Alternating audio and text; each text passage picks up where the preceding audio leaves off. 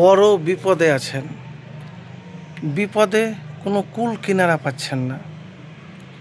আমি এমন একটি আমলের কথা বলবো, দোয়ার কথা বলবো, শেষ ভরসা হিসাবে এই দোয়া আর এই আমল করে দেখুন। ইনশাআল্লাহ আপনার বিপদ কেটে যাবে। আপনার যে আশা আছে ইনশাআল্লাহ সেই আশা দ্রুত পূরণ হবে।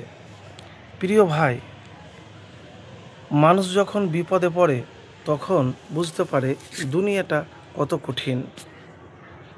বিপদে পড়তে গেলে ওই সময়তে আপনি দুনিয়াকে চিনতে পারবেন খুব কাছ থেকে, কে আপনার বন্ধু আর কে আপনার বন্ধু নয়।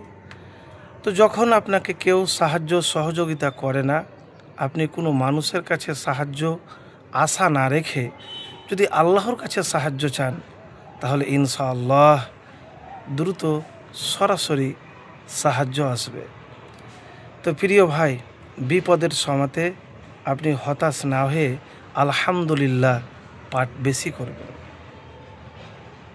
এবারে বলবেন আলহামদুলিল্লাহতে কি আছে?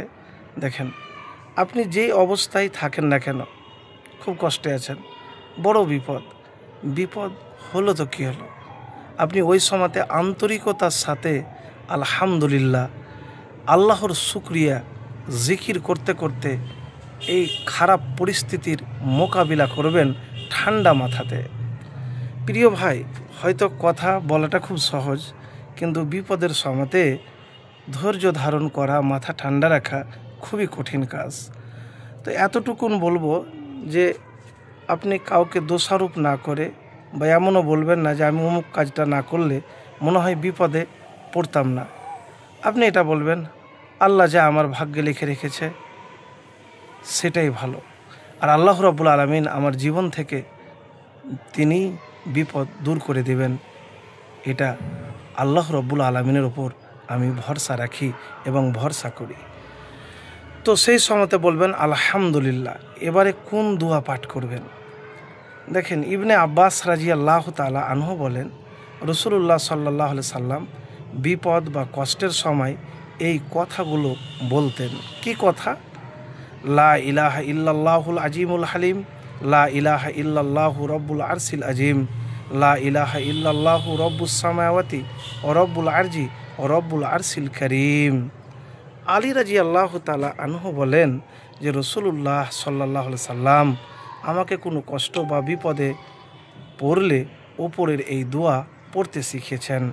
সহি বুখারী 6346, সহি ইবনে হিব্বান 3147, মুসনাদে আহমদ 194।